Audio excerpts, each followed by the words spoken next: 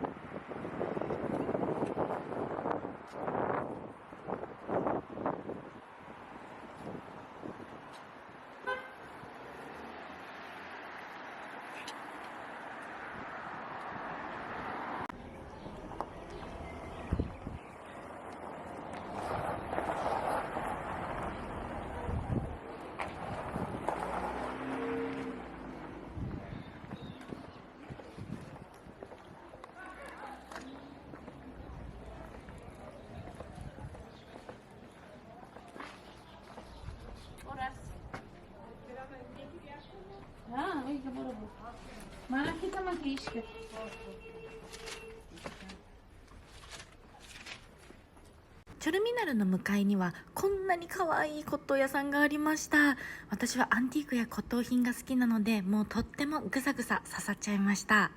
チョルミナルの横にはこんなブランコがあって、とっても素敵なフォトスポットになってくれました。さて、ラビハウスに戻ってきて、ナディール・ディ・バンベギメドレセに入ります。この中も素敵なお土産屋さんになってます。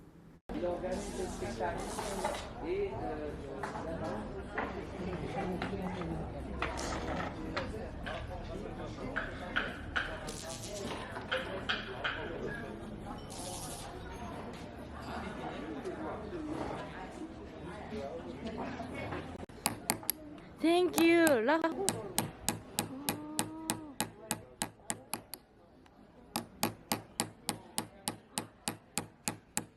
So beautiful. Chiroiri. Şiroili mi? Chiroiri. Şiroili, özümüzden Şiroili.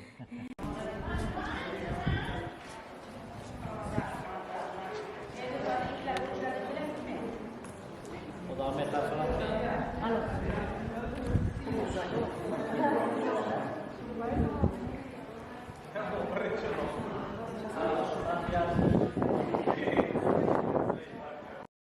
さてさて、いよいよブハラでお買い物。この日はたくさんお買い物しましたよ。ちなみにここはめちゃくちゃ日本人受けしそうだなと思って写真を撮っていたので紹介します。こういう優しい色使いって日本人の方はお好きじゃないですか？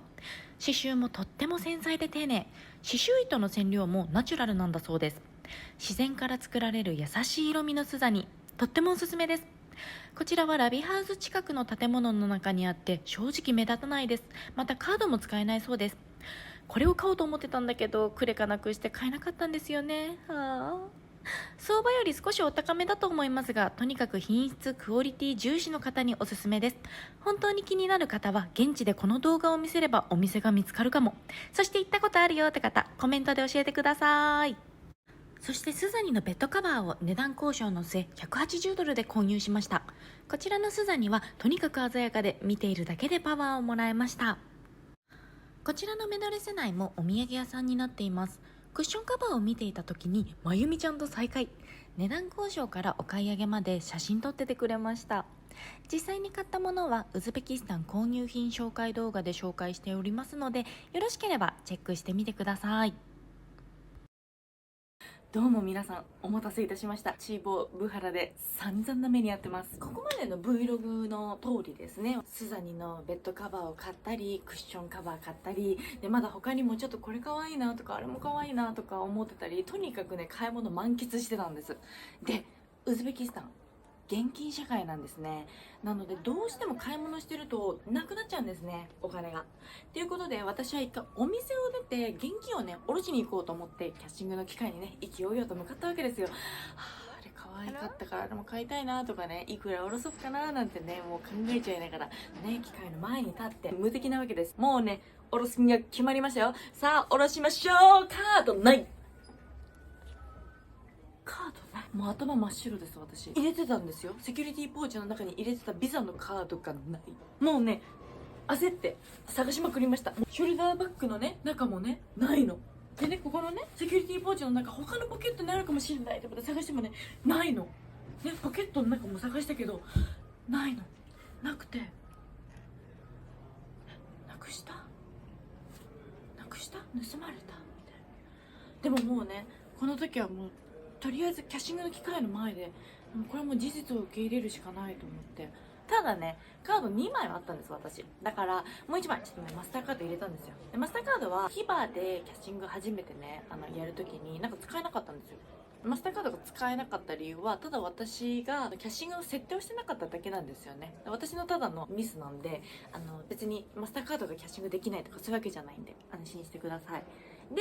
いやマスターカード使えないわと思って結構焦ってたんですよ。いやでもまだポーチの中にね1枚カード残ってるからと思って一縷の望みをかけてですよ。最後パンって入れた瞬間機械止まりました。もう一回言います、機械が止まりました。もうねアウトオブサービスって出たの。もうでっかい文字で画面いっぱいにアウトオブサービスって出て、もう私パニックです。もう嘘ですよ、カードなくしたしキャッシングはできないしでカード飲み込まれたし、今までの旅の楽しかった思い出がねすごい走馬灯のように駆け巡ってきて、前日のね C 社でなんかみたいな、うわいいねみたいな言ってたやつとかね、直前の買い物とかでなんかアルトノスキリングみたいな行きますみたいな、もうめっちゃハイテンションで現地の言葉で値段交渉してた時のねそういうテンションとかなんかもう脳裏にバーッとね来まして、10秒前まで私すごい自分最強だと思ってキャッシングの機会来たんですけど、一気にねなんか叩きつけられたかのようなね落差がね本当にねすごかったんです。でそんな時ですよ、聞こえてきたんです、どこからともなく聞き覚えのある声が。いやーもうなんか誰かと思ったら見覚えるなって思ったらなんだチーボーさんじゃんって言われて、パッて振り向いた時がもうまゆみちゃん。まゆみちゃんさっきね買い物してた時に結局はぐれちゃって、俺まゆみちゃんいなくなっちゃったって思ってたまゆみちゃんがすごくない？ウズベキスタンの旅最大のピンチのこのタイミング、ドラマみたいな出来すぎなタイミングでもう救世主メシアみたいな感じでバーって来たんですよ、後ろからまゆみちゃんが。うわーっと思ってもう即まゆみちゃんに「カードなくした」みたいな。今1枚カードもう飲み込まれてみたいな、マジでみたいな。でもやっぱ旅慣れてるんですよ、まゆみちゃんも落ち着いて一緒に機械見てくれて、やっぱこれやばいねって言ってツーリストポリスのとこ行ってくれて、でまゆみちゃんは英語も堪能なんですよ。いろいろやり取りしてくれて、なんかわかんないんですけどなんかどこからともなく謎の男組2人組がなんか来て、なんかそれ銀行に電話をしてくれてたみたいで、なんか銀行の人が来てくれるんだけどもう夕方になっちゃうよみたいな話で、ちょうどその時がまだお昼ぐらいだったんですけど、その時間まで待たなきゃいけないの私ここでみたいなこれ本当良くないんですけどね。多分なんかもう私ちょっと逆ギレみたいなテンションになっちゃってて、何が逆なのっていう話なんですけど、もう知らねえみたいになってて、もういいわ、もうこのカードはもう私もうここに捨ててく、このゴタゴタやってる時間がすごいもったいない。だって私なんかまだまだお昼だしこれから美味しいご飯も食べたいし買い物だってまだしたいのに、畜生なんでカード飲み込まれてんのみたいな、カードもないしみたいな、もう知らないみたいな、もう一回そのキャッシングの機械のこと無視して、お昼ご飯食べに行くわけですよ。で飲んで焼け酒ですね、ウズベキスタンのビール頼んでブハラのサモサとかも頼んで、もうやってらんないみたいな、飲まなきゃやってらんないしみたいな言いながら飲んで食べてみたいなしながら、カード止めたり、まゆみちゃんが、私もこんな経験したよみたいな失敗でも話してくれたり、なんかこうずっとねシュンって落ち込んでるんじゃなくて怒りにこう変えられるんだったら大したもんだよみたいなね、慰めてもらったり、最終的になんかはいじゃあカードなくしたポーズ取ってとか言って、なんかカードなくした記念撮影とかしながらそれでなんか2時間ぐらいレストランで飲み食いしてたんですよね。結局のとこころ話しておくと、そのなくしたって言ったビザカードは完全になくしたんですよ。でそれはもう止めてもらって、不正利用とかはされてなかったんで、もう帰国後に再発行っていう形になりました。で飲み込まれちゃった方のカードなんですけど、出てきたんですよ。やけ酒終わりにもう一回キャッシングの機械の前行ったら、そのさっきの男2人組がなんかどこからともなくまた出てきて、カードパッて持ってきてくれたんです。と思って、すごくないですかこれ。クレジットカードですよ。めちゃくちゃ治安いいと思いません？だって最悪さ持ってさねえいけちゃうわけじゃない。でもそのクレジットカードをねもっと保管してくれてて、でしかも私その間どっかね飲み食いしてやけ酒しに行ってるから、ね、2時間後ぐらいにまた来てって多分待っててくれたのかな。私がキャッシングの機会来たらファーって来てくれて、そのカード渡してくれて、もうめっちゃすごいね、いい経験っていうか、すごいいい人だなでとかって思っちゃって、持ってきてくれてありがたいなとか思って。でこれねカードが飲み込まれた原因なんですけど、これも完全私のせいなんですけど、 JCB 入れちゃったんですね。JCB って基本的には、使えるところもあるんですけど、海外であんま使えないんですけどね、私なんか JCB のカードも一緒に持ってっちゃってたんですよ。特にウズベキスタンなんかでは使えないんでね、海外行き慣れてる人とか旅慣れてる人はこんなことしないと思うんですけど、海外旅行まだ初心者の人とか、私みたいにちょっと抜けてる人は気をつけてくださいね。で結果お金はまゆみちゃんにお金を借りました。残りの旅の日数で使う額これぐらいかなっていうのを貸してもらったんですね。で日程が1日ずれてるんで、この時は会ってないんですけど、ケンジさんは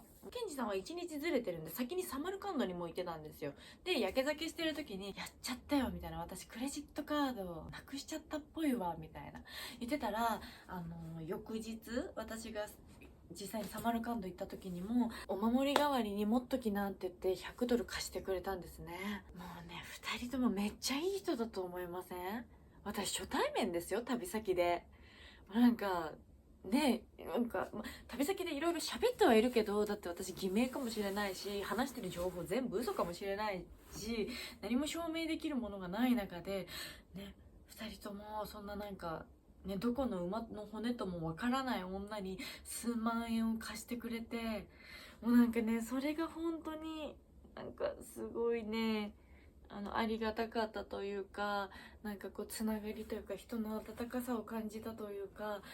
ウズベキスタンの旅で本当に印象的だったのが、そういうメドレセとかね、モスクとかそういう観光地もそうなんですけど、そういう人とのつながりとか温かさとかありがたみっていうのを感じましたね。多分そのケンジさんとまゆみちゃん、2人いなかったら私どうなってたんだろうって思うんですよね。帰ってこれたのかな。ちゃんとお金もきちっと返しましたよ。帰国後にそれぞれに会って返しました。ウズベキスタンの打ち上げもこの前行ってきたんですよ。その時もね、抜き手パのワンピース着て行ってきましたよ。そんなこんなでチーボー初の海外一人旅ね、まあフルコースでやらかしちゃいました。でもそれも出会った仲間のおかげでなんとか事なきを得ました。はい。一つ経験値を上げたチボ、一つ成長したチボ。さあ今後の旅はどうなるのでしょうか。ちょっとね、本当は今回のでブハラ丸1日の分の Vlog 上げたかったんですけど、ちょっと多分この尺でだいぶ結構尺取ると思うので、私のやけ酒終わりはまた次の動画にやろうかなって思います。スザニの巡った街の風景とかも載せられると思いますし、メドレスの景色だったり、あとはもう夜の賑やかなラビハウズというところの賑やかな景色とかもねお伝えできるかなと思うので、ぜひ楽しみにしてください。高評価やチャンネル登録もよろしくお願いします。インスタグラムでは写真でも旅の様子を紹介してますので、よろしければ概要欄からチェックしてみてください。はい、では最後までご視聴いただきありがとうございました。ではまた次の動画でお会いしましょう。バイバーイ。シンガポールのテッカセンターで買ったワンピース30シンガポールドル、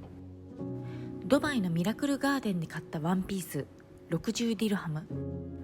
ウズベキスタンのチョルスーバザールで買ったナン6000スム。カードをなくした時の仲間の支え、プライスレス。お金で買えない価値がある。買えるものはチーボーカードで。